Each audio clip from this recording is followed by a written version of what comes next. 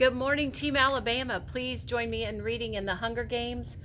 We are on page 87.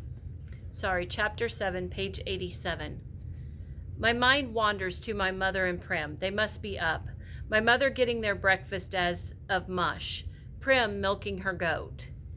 Before school. Just 2 mornings ago, I was home. Can this be right? Can that be right? Yes, just 2.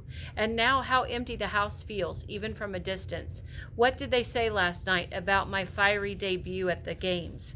Did it give them hope or simply add to their terror when they saw the reality of 24 tributes circled together, knowing only one could live?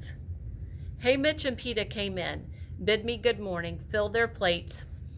It makes me irritated that Peta is wearing exactly the same outfit I am. I need to say something to Senna. This twins act is going to blow up in our faces once the games begin. Surely they must know this. Then I remember Haymitch telling me to do exactly what the stylists tell me to do. If it was anyone but Senna, I might be tempted to ignore him, but after last night's triumph, I don't have a bit of room to criticize his choices. So she's feeling uncomfortable about how they're dressed like twins. Why do you think she's feeling uncomfortable? I'm nervous about the training. There will be 3 days in which all the tributes practice together. On the last afternoon, we'll each get a chance to perform in private before the game makers. The thought of meeting the other tributes face to face makes me queasy. Queasy means sick to your stomach. I turn the roll I have just taken from the basket over and over in my hands, but my appetite is gone. When Haymitch has finished several platters of stew, he pushes back his plate with a sigh. He takes a flash from his pocket and takes a long pull on it and leans his elbows on the table. So let's get down to business. Training. First off, if you like, I'll coach you separately. Decide now. Why would you coach us separately, I ask. Say if you had a secret skill you might not want the other to know about, says Haymitch. I exchange a look at Peta. I don't have any secret skills, he says, and I already know what yours is, right? I mean, I've eaten enough of your squirrels. I never thought about Peta eating the squirrels I shot. Somehow I always pictured the baker quietly going off and frying them up for himself, not out of greed, but because town families usually eat expensive butcher meat, beef and chicken and horse. You can coach us together, I tell Haymitch.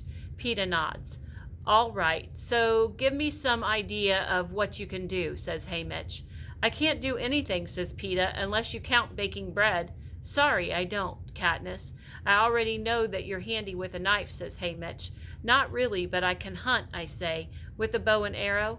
And you're good? Asks Haymitch. I have to think about it. I've been putting food on the table for 4 years. That's no small task. I'm not as good as my father was, but he'd had more practice. I've better aim than Gale, but I've had more practice. He's a genius with traps and snares.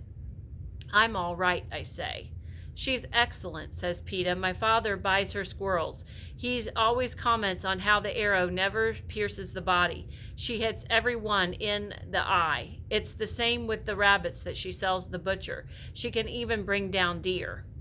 This assessment of my skills from Peta takes me totally by surprise. First, that he ever noticed. Second, that he's talking me up. What are you doing? I ask him suspiciously. What are you doing? If he's going to help you, he has to know what you're capable of. Don't underrate yourself, says Peta. I don't know why, but this rubs me the wrong way. What about you? I've seen you in the market. You can lift 100-pound bags of flour. I snap at him. Tell him that. That's not nothing. Yes, and I'm sure that the arena will be full of bags of flour for me to chuck at people. It's not like being able to use a weapon. You know it isn't, he shouts back. He can wrestle, I tell Haymitch. He came in second in our school competition last year, only after his brother. What use is that? How many times have you seen someone wrestle someone to death? Says Peta in disgust. There's always hand-to-hand combat. All you need is to come up with a knife. You'll at least stand a chance. If I get jumped, I'm dead. I can hear my voice rising in anger. But you won't. You'll be living up in some tree eating raw squirrels and picking off people with arrows. You know what my mother said to me when she came to say goodbye, as if to cheer me up? She says, maybe District 12 will finally have a winner. And then I realized that she didn't mean me. She meant you, bursts PETA. Oh, she meant you, I say with a wave of dismissal.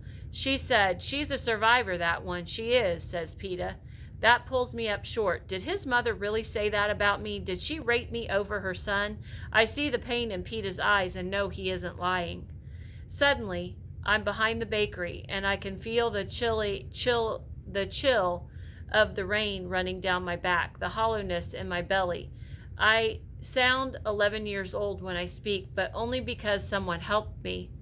PETA's eyes flicker down to the roll in my hands, and I know he remembers that day too, but he just shrugs. People will help you in the arena. They'll be tripping over each other to sponsor you.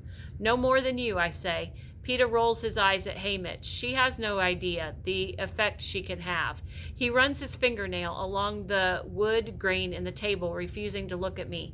What on earth does he mean? People help me? When we were dying of starvation, no one helped me. No one except PETA. Once I had something to barter with, things changed. I'm a tough trader, or am I? What effects do I have? So what do you think they're talking about? She doesn't understand the effect that she has.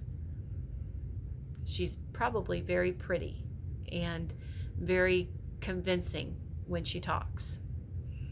Once I had something to barter with, things changed. I'm a tough trader, or am I? What effect do I have?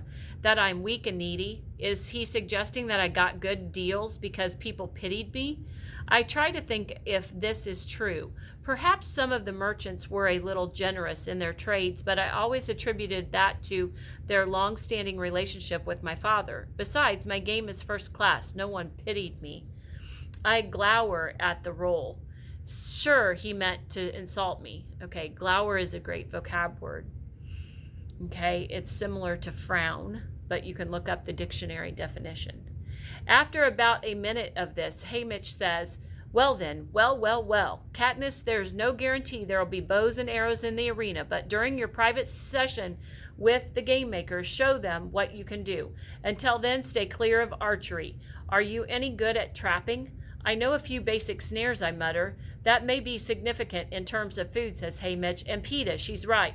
Never underestimate strength in the arena. Very often, physical power tilts the advantage to the player.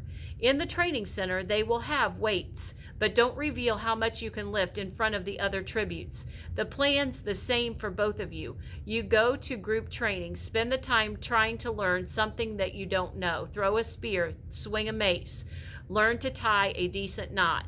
Save showing what you're best at until your private session. So don't give away what you know, okay? Are we clear, says Haymitch. PETA and I nod. One last thing. In public, I want you by each other's side every minute, says Haymitch. We both start to object, but Haymitch slams his hand on the table. Every minute. It's not open for discussion. You agreed to do as I said. You will be together. You will appear amiable to each other. Amiable means kind. Okay?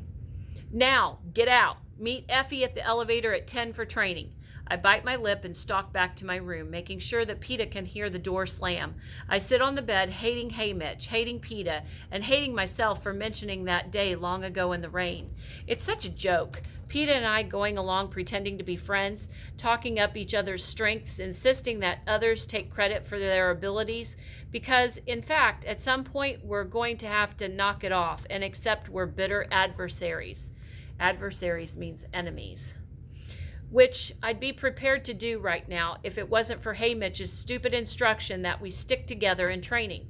It's my own fault, I guess, for telling him that he didn't have to coach us separately, but that didn't mean I wanted to do everything with PETA, who, by the way, clearly doesn't want to be partnering up with me either. Okay, we're going to be done there for the day. Have a great rest of your day, Team Alabama. Please add to your facts.